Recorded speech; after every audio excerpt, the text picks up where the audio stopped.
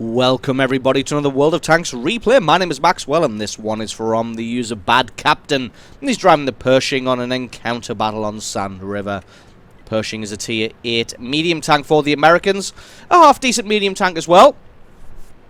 Doesn't have anything particularly striking about it. Decent enough maneuverability, just checking out an AFK there. Decent enough maneuverability, decent enough hit point pool and armor, and a decent enough cannon to boot. If we see, it has 190 average penetration, 240 average damage, so it could be considered lacking a little bit in the gun department, but its gun handling stats are pretty damn good, so this tank tends to perform very, very well.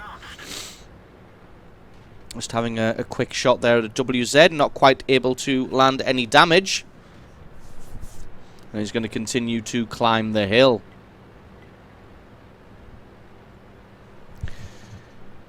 As you can see, the Allied team isn't particularly keen on trying to take the very top of the hill very, very quickly. Only tank they really have in that area is that Panther. But now the rest of the Allies have arrived in the back there to provide covering fire. Does get a good hit on the CDC. Probably going to get another one as well. CDC not got great armor. He's going to find it difficult to duel here. Going to try and get a line of sight on that Type 64 without giving away his position or allowing anybody to get a hit onto him, which is really how you need to handle these exchanges. If you can get a line of sight onto somebody without giving the enemy team a line of sight on you, you can really exchange very, very well. Good thing about the Pershing is the large gun mantlet. It does have pretty good hull down protection. As you can see, he gets a lovely shot onto that Rheinmetall. The Rheinmetall just playing very, very cagey here. Only a tiny bit of the tank visible over the top. Has a shot and misses. Doesn't take any damage in return, the Rheinmetall. So he's a little bit safe, at least for the time being. You can see still quite a few tanks arranged across the top there for the enemy team. CDC goes charging in. He decided he doesn't want that Panther there anymore. So going to go for it. Not really much that Bad Captain can do here. He's still got a Pershing and a Dickermax across the way, so if he pokes out to try and help this Panther, he's just going to take two big hits directly in the face.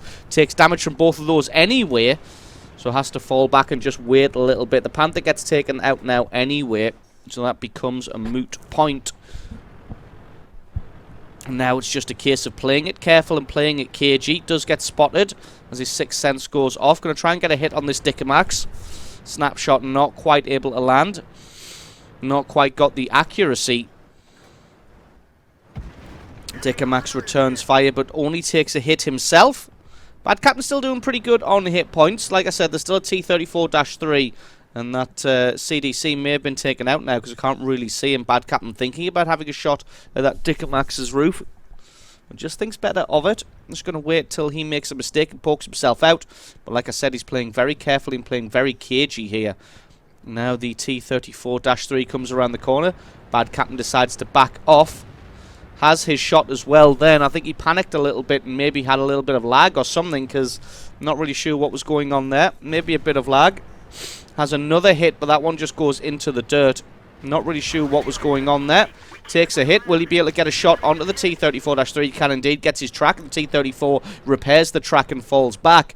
It does give Bad Captain a slight advantage here, meaning that he's going to have to come over the top because these Chinese tanks don't have great gun depression. If he can get another good shot onto his track, he can indeed. He's tracked him out in the open. There's nothing this 34-3 can do. He's just going to have to wait. Doesn't have the gun depression, doesn't have a repair kit, and that is the kill for Bad Captain. First kill of the game now. 17, nearly 1,800 points of damage. They're starting to get pushed in the south just a little bit, and by south I mean just around the bottom of this this rock wall here. The Rheinmetall is pushing through, and he's got a couple of tanks across the way here. The WZ takes a big hit, and the WZ looks like he's the best player on the enemy team, so if he can get this guy caught out, then he's going to be in a good position. He's got him hiding behind the wreckage of one of the Allied tanks there. That Super Pershing pushed all the way over the top and could have probably got some hits on the side of the WZ, but it looks like he tunnel visioned just ever so slightly.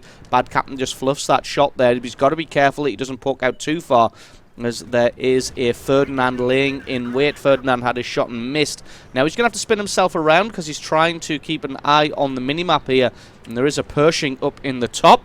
If he comes around behind himself and this IS-3 are going to be in trouble. It looks like the Pershing is satisfied just to sit down in the little valley there, although the Dicker Max was lying in wait this entire time, playing a very, very patient game.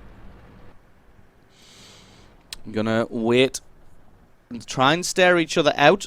Battle for the centre has developed just a little bit. Nothing really that can be gained down there. Again, just got to wait for this Dicker Max. Although the Dicker Max is down the other side of the ridge, so he's not going to be able to spot anybody out moving forward. Although this Pershing will be able to proxy spot, and I think what Bad Captain's hoping here is the IS-3 gets spotted and the Dicker Max comes up over the top to try and get a hit on him. It looks like he is moving forward. He takes a hit in the face and then rises up on the edge to have a shot. Is he going to be able to get back in time? He can't. That is the patient Dicker Max dead. Now it's going to be an opportunity to move in on this Pershing. He's dueling with the IS-3 here, but the IS-3 should have the better of this one. There is a KV-5 in the south that was lending some fire as well, but Bad Captain comes in and finishes him off for kill number 3. And that is the north finally won for the Allies. It looks like they have lost the battle in the south, and the battle for the centre of the map is well entrenched at this point. The Allies are losing 10 kills to 11. But at this point in the game, one extra tank isn't that much, especially when some of the enemy tanks are very, very badly damaged. Inside the Ferdinand and the WZ making a beeline to try and take out the Super Pershing. KV-5 moving around to try and offer some support. Can Bad Captain get into position in time to put some fire into these guys? He should get at least one hit into the Ferdinand. He does. The KV-5 comes steaming around, but both of these tanks are going to be able to turn around and offer some resistance before that KV-5 arrives. If the KV-5 could try and lure these guys out, then Bad Captain would be able to put some fire into them. Looks like he's firing at the Ferdinand instead of the WZ. He's got plenty of hit points though, this KV-5, so he should just be able to face tank all of this. Bad Captain coming across as fast as he can. Going to try and get in there, hopefully take out the Ferdinand. Penetration on the KV-5 isn't fantastic. Gets a great shot on the WZ, but now it looks like the Type 64s come in for some fun as well. Gets a ram on the WZ, loses more health than he takes off, but they are able to work down the WZ now. It's time to go for the Type 64. He reloads in time, takes him out for kill number 6, and that is a very, very quick Top Gun medal, 3,500 points of damage, and there's still the AMX-13F3 and the KV-2 left on the field. Can he hunt them both down for a Radley Walters medal? It will be well deserved as he's played a very, very good tactical game here. Just looking in the normal artillery positions for this AMX-13. Spots him over on the left-hand side. He's only got 18 health. Going to try and avoid the shotgun. Looks like the AMX fires and misses. And that is kill number 7. Now it's going to be an opportunity to hunt down the KV-2. Last time he was spotted was on the K line. So it's going to be a case of just looking for this guy to try and eliminate him. Not really sure how much health he's got. We haven't really spotted him, so he may have full health. And the KV-2 can be a bit of a weird beast to fight. There he is. He's only got 370 health, but that is at least 2 shots from Bad Captain. Puts one into his rear. Don't really want to take any return fire, because on the move, traversing the turret, is when the KV-2 is the most dangerous. It looks like he hasn't spotted Bad Captain because of his terrible view range. And he takes him out for kill number 8. So awesome replay there from Bad Captain, showing his skills in the Pershing. Coming up big in the end with 8 kills and 3,800 damage. Actually, probably a little bit more thanks to that blind shot at the end there. So probably about 4,000 damage. So awesome replay from you. Thank you very much for sending that one in. Don't forget, guys, if you've got yourself a great replay, send that into replay@screenreality.com. The link for that is in the description. I've been Maxwell. This has been a World of Tanks replay, and I'll catch you guys next time.